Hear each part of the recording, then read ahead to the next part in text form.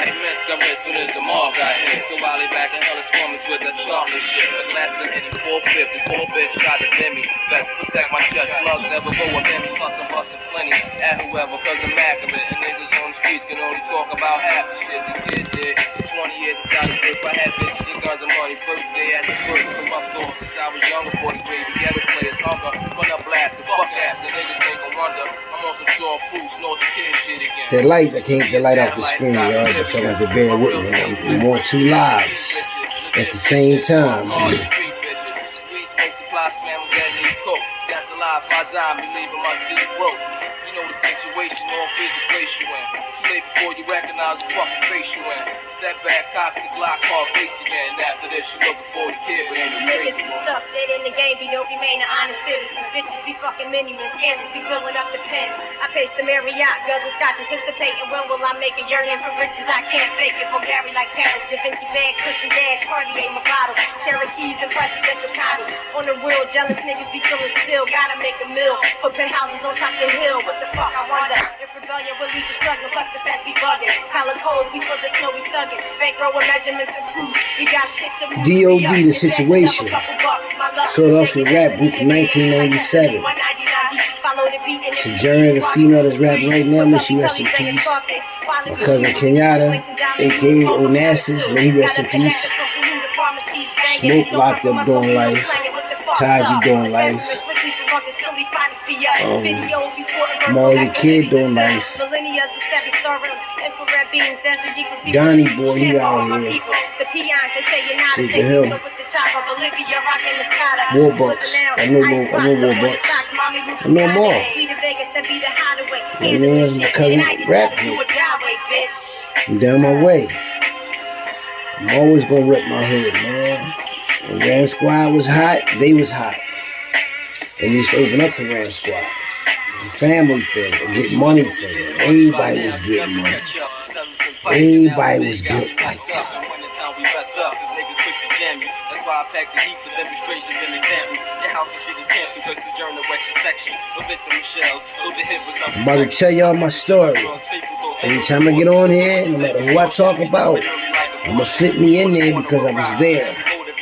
These other guys on here with their videos, y'all can watch it, y'all can be entertained by it. Now, if they wasn't there, then they just another spectator. I was there. I lived to tell about it. Not to talk like tell on nobody, but I really tell a story. That's why I'm still here. And I'm the best representative, the representation of Philadelphia. Under all levels. Certified thorough. One of the best that ever do it. Philadelphia. Philly Trench, CEO, Hockey Rock. And my twin brother Mikey Rock, may rest in peace. That's my little cousin rapping right now. I raised him. Heroin, Glocks from Austria, chest burning from vodka, cocaine, shipping from Bogota. Fly niggas take pings with diamond cluster rings, living equal to kings, virgin of good things, and things bring vision to have more. Get this clean with matching rap. Look at me in the present time, talking to the world. Listen to my cousin rap. Nothing like being on top of the world. My first page, Philly Trenches, top of the world. Still on top of the world. Let's go. Hello world, I'm just here to make you think. This CEO Philly Trenches Hockey Rock coming at you live and direct with this bonus exclusive video. Now there's a lot going on in the world right now. With Diddy, Jay-Z, Remy Ma, Papoose, a lot of gossip on the internet. You know, as well as Trump being the new president. We are entertained many different ways. We have so many things we can watch. We can entertain us now. We are spoiled in so many ways of technology. But we always like to go back into the past because something about the past just capture the moment. It's just so fascinating, so amazing to try to be a part of, to try to know. When I was a young boy, I was fascinated about the 1960s. came up watching TV shows from the 1950s, 1940s, 1930s, 1920s, early 1900s, as far as the 1800s, cowboy Indians. Coming up in the 70s, you had all that era of history. And as you get older and you're born in the 1990s or the 2000s, you want to know about the 1980s and 1990s. Because you know that's your family in them era, and that's all you heard about as a kid. You didn't hear about the 1960s and all that because you wasn't around them peers. You understand what I'm saying? So when I was a young boy, I got different type of music to listen to. The oldies, jazz, doo-wop, all of that. Because that's what my family and them was listening to. So being as I'm older, with 5 decades under my belt, I have a lot of experience about my city, about people, places, and things, period, from just learning. And I'm going to take y'all back in my past. And I'm going to take you down South Philly. South Philadelphia. We moved in South Philadelphia in 1987, down 13th and Fitzwater. The projects, Martin Luther King projects, housing projects. This housing projects consisted of probably, I think, 6 or 7 or 8 high-rise buildings. They didn't have a low-rise building. They had high-rises. And we lived in one of them, which was one of the main ones. 1213 or 1312 was the address. And then you had the floor and I think we was 2B or something like that. But when we moved in this projects, the whole unit that we lived in, the apartment, was brand new. Unbeknown to us, before we lived there, whoever lived there, the unit caught on fire. You understand me? So when it caught on fire, they had to remodel it. So everything in it was brand new. Compared to everybody else who lived there, houses don't look brand new because they've been there for a while. You know how them housing projects look, you've been there for a while, so it don't look brand, it look like you've been there. Our shit brand spanking new, brand new furniture, everything, refrigerator. So when people would come over, this shit was brand new. Like, damn, y'all living. But plus we came from hustling in North Philly, so we always had nice clothes, nice sneakers, boots, and all that. We some fly as young boys, 14 years old, moving in the projects. And everybody was like, damn, they twins. And they fly as shit. And we threw that shit on the jury and all that. Y'all seen the pictures. You understand me? So we coming up, hustling down Richard Island. Already know about Erie Avenue where the crack first started with my brother and them. So we up there too. And we up Frankfurt playing football. So we moving and we down North Philly. So we all over the place.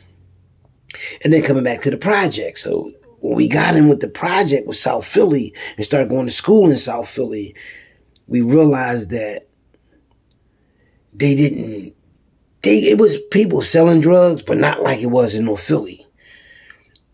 And probably like in West Philly at the time. But so many, well, not even at West Philly like that, but because shit didn't get started and heated up like to 88, 89 when people really started to get some real money. Even though crack was all over Philly like that, but I'm talking about when it was really everywhere. And at this specific time, it wasn't in South Philly in this project. It probably was certain people selling probably powder cocaine, weed, probably a little dope if they was, but it wasn't like you couldn't see it.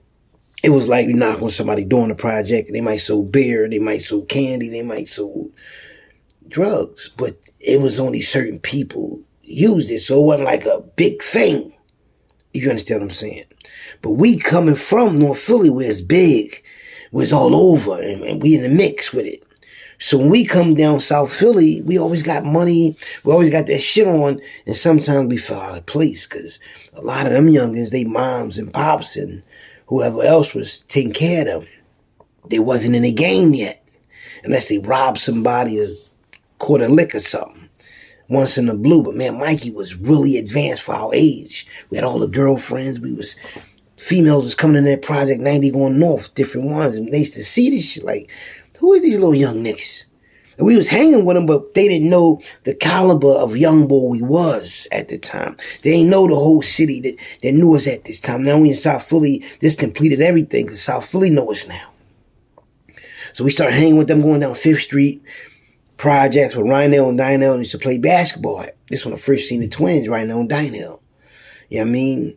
I ain't meet their brother Weeb and T.Y. and them. Well, I met Baba in school because, man, Baba went to Furnace with one of the twins, Rhinell Dynell. And Terry and his brother from 5th Street, they all went to school with me when I went to Furnace. Because when I got kicked out of William Penn after 8 days, they sent me to South Philly High. South Philly High didn't want me because I got kicked out of too many schools. So they sent me to Furnace, and that's why I really got to know 7th Street, 5th Street, and all them other neighborhoods because a lot of them was going to Furnace. And then when I was going through the study center, I was running to South Philly. But hanging in South Philly and meeting Vernon, Chester, Dickey, and all of them, when they would come home from juvenile placements, they was already locked up with my brother Sekou, and they was cool with each other from being up Cornwall Heights, rolling on dudes together, doing time together. And that juvenile time was vicious back then. That shit was like doing real time. So when you meet dudes in the juvenile placement, y'all become like brothers. Y'all surviving together, fighting together. That shit real. So when they came home, they was the top young boys in that neighborhood. Ray Adams and all of them, you know what I mean? We and all of them. So it was like Dickey, Vernon, Chester, Sonny, the other cousin. It was a lot. The cousin Ambra that I used to talk to before. And then you had Nuki.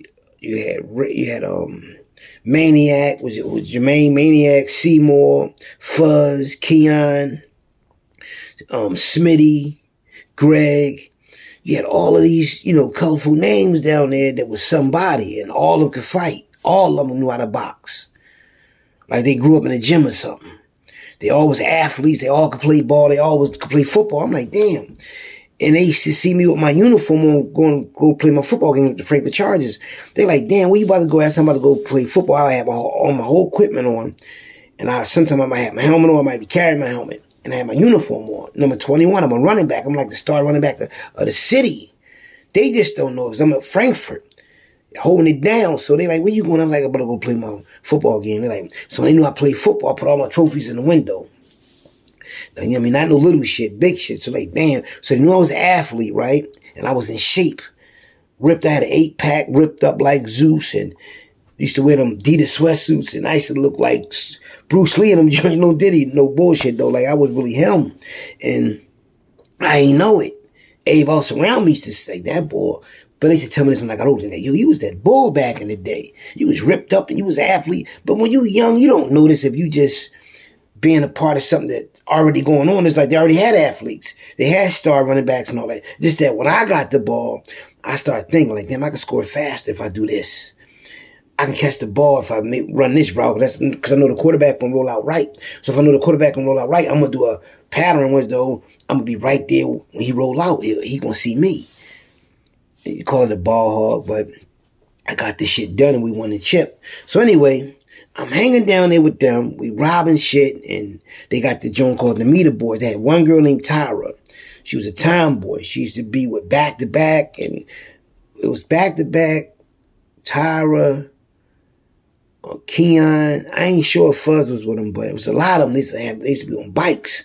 They used to, at nighttime, they used to go around Center City and go into the meters, park meters, and with a hanger, and make the hanger like open the hanger up long and make it look with a hook on the end and pull all this money out. I'm 20s, 50s, 10s, 1s. I'm talking all of them coming up with money, like $300 a piece, $400 a piece, and they break me and my brother off. We riding with them. They just showing us the ropes because they digged us. We was the twins. I'm talking about we was like superstars when we came to that projects, man. Not saying that as far as who they knew we were, because they didn't know that we had status around the city. I'm talking about how we were, like, as far as being twins. Like, they twins, they dress alike and all that. That's what I mean. You know what I mean? Because everybody don't have them type of twins that everybody, like, they might have twin females. You know, they got them nice-looking females. They twins. Everybody love them. They thorough. Just imagine having two thorough ass twin. But mostly every city probably do got a set of thorough twins. Man, Mikey was the ones in Philly. And South Philly had right on Dino, but yeah, these dancing twins out West Philly used to dance for EST. I think it's to dance for what's her name? Right? The Fresh Prince and them might have been dancing for him and that girl D Vet. Yeah, they was. So I didn't know it at the time. Because everybody used to be up USA skate ring after midnight.